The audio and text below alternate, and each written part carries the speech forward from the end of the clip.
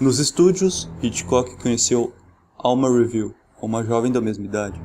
Nascida em Nottingham, grande fã de cinema, ela trabalhou nos estúdios de uma empresa londrina desde os 16 anos, a Film Company, e logo passou a trabalhar na Famous. Alma e Hitchcock colaboraram em vários filmes dirigidos por Graham e Cutts, e em 1923 viajaram para a Alemanha para produzir um filme cujo roteiro ele mesmo havia escrito, The Prudence Fall. No navio de retorno à Inglaterra, Hitchcock declarou-se a Alma e logo iniciaram um longo noivado. Em 2 de dezembro de 1926, casou-se com Alma de acordo com rituais católicos e se estabeleceram em Cromwell Road, em Londres. Na estreia, os filmes foram bem recebidos pelo público e críticos. Neles, o diretor aparecia discretamente como figurante, sem ser incluído como parte do elenco ou roteiro. Era sua maneira de assinatura em seus filmes, que mais tarde se tornou tão popular. Aproveitando o sucesso, ele mudou de produtora, e no final de 1927 filmou The Ring. Ele também assinava o roteiro do filme, que foi produzido pela British International Pictures. Com este filme, se tornou um dos diretores mais conhecidos da Inglaterra, e deu início ao seu caminho para a fama internacional. Hitchcock estabeleceu algumas inovações que caracterizaram seu estilo. Uma delas é a introdução de um recurso de roteiro que virou uma de suas marcas registradas. O personagem inocente que é perseguido ou punido por um crime e que não cometeu. Hitchcock mudou-se para os Estados Unidos em 1939 e tornou-se cidadão norte-americano em 1955. A estreia de Alfred Hitchcock em Hollywood foi com Rebecca, 1940, que veio vencer o Oscar de melhor filme. Este foi o único filme do diretor a ganhar um Oscar nesta categoria. A obra gira em torno do romance entre um rico viúvo e uma inocente jovem, que acabam se casando rapidamente. Tudo parecia perfeito, até que Rebecca, a falecida esposa, volta para assombrar o jovem. O elenco do filme contava com Laurence Olivier e Joan Fontaine. Outro filme de Hitchcock bem conhecido é Janela Indiscreta, também de 1954. Em Greenwich Village, Nova York, o fotógrafo profissional Jeffries está confinado em seu apartamento, por conta de sua perna quebrada. Como não tem muitas opções de lazer, vasculha a vida dos seus vizinhos com uma lente teleobjetiva. Quando vê alguns acontecimentos que o fazem suspeitar que um homem matou sua mulher e escondeu o corpo, Jeffries pede ajuda à sua noiva Lisa e tenta provar que está certo. Em O Corpo que Cai, de 1958, um detetive chamado John Scott Ferguson sofre um acidente em um telhado e se aposenta. Scott desenvolve um trauma e sua ex-noiva Midge Wood sugere que apenas por outro choque emocional ele seria curado. Então Gavin Elser, um antigo amigo de faculdade, pede para que Scott siga a esposa dele, Madeleine, afirmando que a mulher está possuída por um espírito.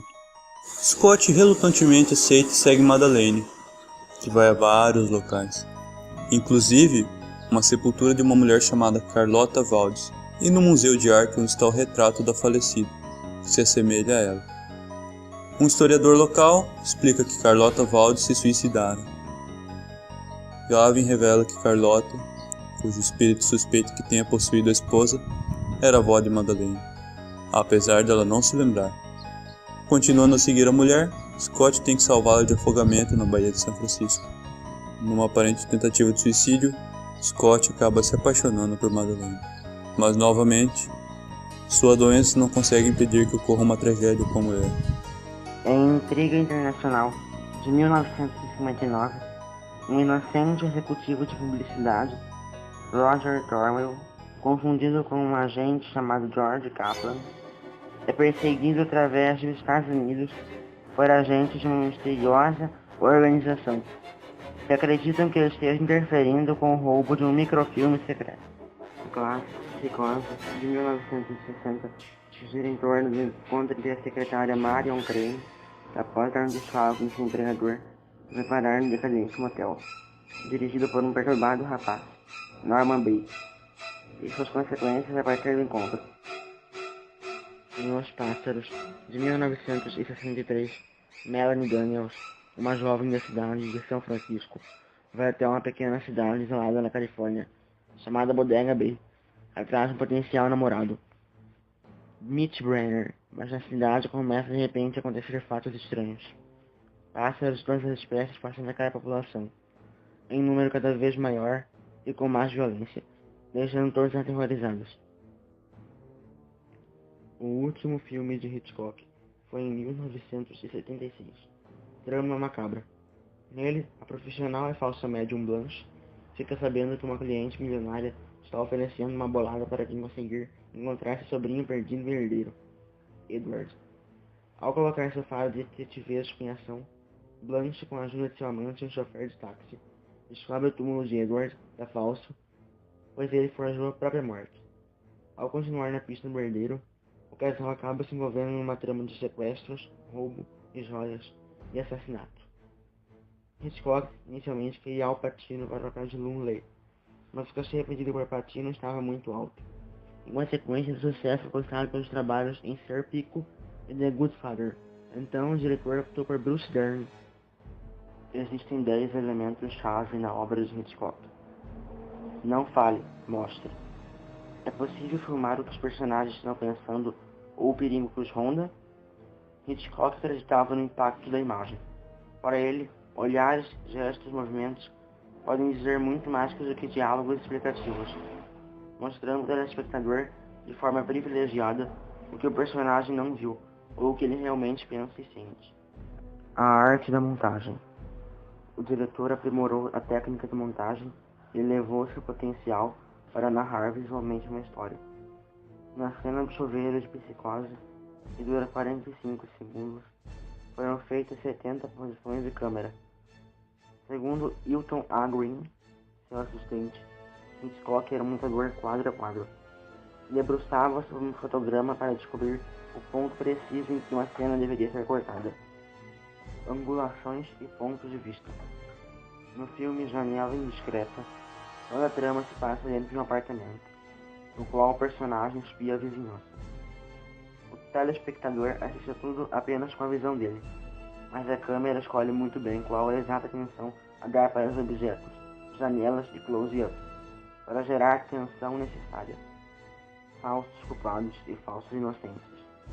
Em a sombra de uma dúvida, a mocinha descobre que seu gentil tio é um serial killer. Nos filmes de Hitchcock, herói e vilão passam por provocações morais. Muitas vezes, a bondade e a maldade convivem no mesmo personagem, revelando novas camadas psicológicas. Outras vezes, é o sujeito bonzinho que precisa provar sua inocência. O espectador é convidado a entrar no jogo, tentando adivinhar as pistas de quem é quem. Storyboard. O storyboard é um desenho que contém o plano da visualização da história. Hitchcock foi um dos primeiros diretores de Hollywood a usar a técnica.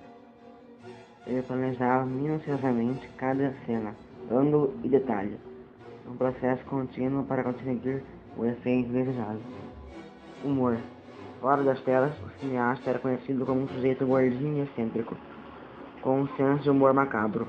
Numa conversa com o cineasta François Truffaut, Alfred Hitchcock disse que, no mistério e suspense, uma abordagem jocosa é indispensável. Em Um Homem que Sabia Demais, um taxidermista entra a barca peixe-espada enquanto luta com James Stewart.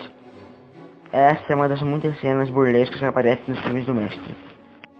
Uma trilha sonora de arrepiar. Uma das parcerias mais frutíferas do cineasta foi com Bernard Herrmann, responsável pela trilha de Psicose.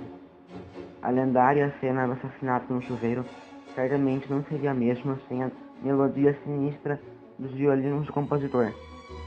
Já na abertura de Um Corpo que Cai, a trilha sonora criada por Bernard Herrmann faz uma boa dupla com a animação vertiginosa do designer Saul Bass, que mostra uma espiral hipnótica dentro do olho de uma mulher. Uma morte espetacular. Poucos se esquecem do homem com olhos esburacados em um espátulo. Não basta ter um cadáver inerte. Para o diretor, a morte é um verdadeiro e cruel espetáculo. Ele dizia que a parte mais interessante de filmar um roteiro era a escolha do melhor jeito para realizar um homicídio. Queria filmar o crime perfeito. Mulheres loiras e gélidas. Alfred Hitchcock tinha uma queda por loiras. Atrizes como Ingrid Bergman, Marlene Dietrich, Grace Kelly e Kim Novak foram suas musas na tela. Apesar de sensuais, eram frias e reprimidas. O diretor também não tinha dó delas. Janet Leigh, de Psicose, passou frio em 6 dias de filmagem para fazer a cena do chuveiro. Já a atriz Tippi Hedren foi enviada ao hospital depois de ser submetida a ataques de aves reais. durante a filmagem de O Pássaros. Aparições do diretor. Hitchcock aparece como figurante em 39 de seus 52 filmes. O diretor saiu de uma loja de condores poodles, entrou no trem com um enorme contrabaixo e foi modelo de um anúncio no jornal que trazia um produto de emagrecimento. Na filmagem do filme Os Pássaros, não permitia que o ator Woody Taylor, que fazia par com ela, a tocasse depois que gritava corta. A atriz descobriu que estava sendo perseguida por um funcionário do estúdio. Hit queria saber se ela saía com alguém nas horas de descanso. Ele me contava piadas sujas e declamava versinhos pornográficos, especialmente depois de descobrir que eu não gostava desse tipo de coisa, disse Chip. Numa ocasião, Hit simulou um abraço ardente dos dois no banco traseiro de uma limusine para que as pessoas próximas achassem que havia algo entre eles. Como não era correspondido, talvez inconscientemente, punia Chip com cenas sádicas. A mais famosa delas, a atriz enfrentou 5 dias de filmagens em um quarto fechado, com centenas de pássaros vivos, que chegaram a bicar e defecar em seu rosto. Foi uma tortura psicológica e física tão grande que ela entrou em colapso e teve que ficar 10 dias de repouso. Nessa época, Hitchcock tinha 64 anos, 37 deles passados com a roteirista Alma Weaver, já mencionada anteriormente, com quem manteve um casamento celibatário. Para chegar ao clima do erotismo, almejado numa cena de psicose, pediu à atriz Janet Leigh que acariciasse o ator John Gave. Deu a entender que o colega sabia da instrução. Mentira. Existe um livro que fala minuciosamente sobre a vida dele, chamado Hitchcock, o Carrasco. O livro mostra que o gênio do suspense maltratava as atrizes nas filmagens e chegava a assediá-las sexualmente. O caso mais flagrante do assédio aconteceu com a atriz Tippi Hedren, que o diretor lançara em Os Pássaros. Durante as filmagens de Marnie, Confissões de uma Ladra, e no auge de sua completa obsessão pela atriz, Hitchcock a chamou em seu escritório antes de uma cena e disse que a partir daquele momento ela tem que ficar sexualmente disponível e acessível para ele. Tippi se indignou. Seria o fim do contrato. Não queria mais ficar perto dele. Furioso, o diretor afirmou que ia destruir a carreira de Tippi e que ela nunca mais conseguiria atuar no cinema. Ele tinha poder para isso, especialmente nesse caso. Ela estava apenas no segundo trabalho importante em Hollywood. Era modelo, e Hitchcock a via em TV, em um anúncio de produtos para emagrecimento. Quis contratá-la imediatamente. Pode até ser que Hitchcock, que zombava da interiorização dos autores e prescrevia uma série de atuação sem atuar, usasse esses métodos para conseguir reações mais naturais do elenco. Mas algumas de suas estrelas conseguiam ótimas performances sem cair nas armadilhas. Grace Kelly, por exemplo, neutralizou o efeito das piadas sujas não dando importância para suas investidas. Eu disse que tinha ouvido coisas piores no colégio de freiras. Quando ela se casou com o príncipe Rainier de Mônaco, Hitchcock deliteou seu veneno. Grace encontrou o verdadeiro papel de sua vida nas filmagens de James D. Quando Fala o Coração. Hitchcock inventou que Ingrid Bergman foi a um jantar em sua casa e só saiu do seu quarto depois de fazer sexo.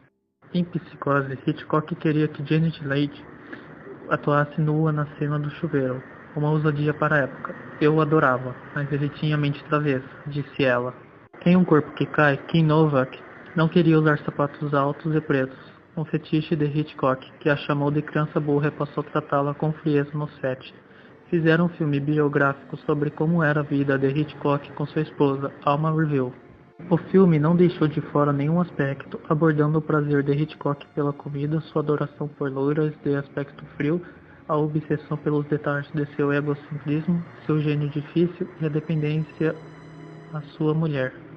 Mas além dos tópicos, o filme mostra o diretor pelos olhos de Alma, uma mulher equilibrada, inteligente, forte e que amava e respeitava profundamente o marido. É esse personagem de Helen Mirren que prende o espectador e protagoniza os melhores momentos do filme. A mulher do diretor foi peça fundamental em sua carreira. Era ela quem revisava os roteiros, ajudava na escolha da história, do elenco, participava das filmagens. Também controlava de perto a saúde e alimentação de Alfred, cuidava da casa e ainda ajudava os amigos na indústria do cinema. Alma foi uma mulher notória, mas escondida atrás do gênio de seu marido. Cuidava para que tudo desse certo, tanto no set de filmagem quanto na vida do casal. Hitchcock faleceu em Los Angeles no dia 29 de abril de 1980. Deixou um legado enorme e aterrorizante na indústria de filmes cinematográficos. Por isso o apelido de Mestre dos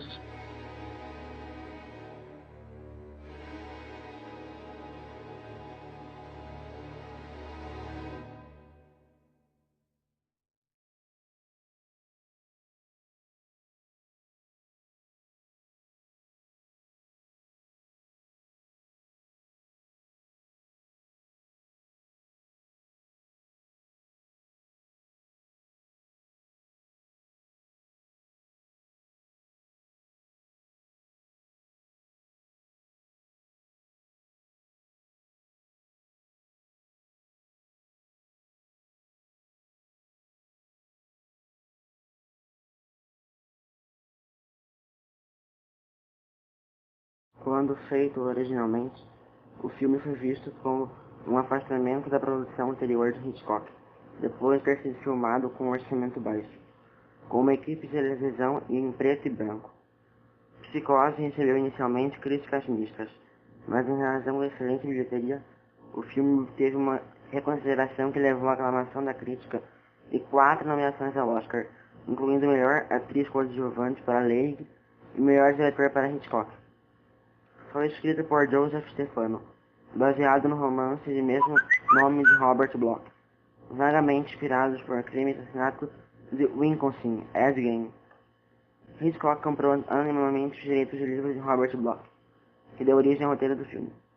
Ele pagou $11 mil e depois comprou todas as cópias disponíveis no mercado, para que ninguém o lesse, e, consequentemente, seu fim não fosse revelado.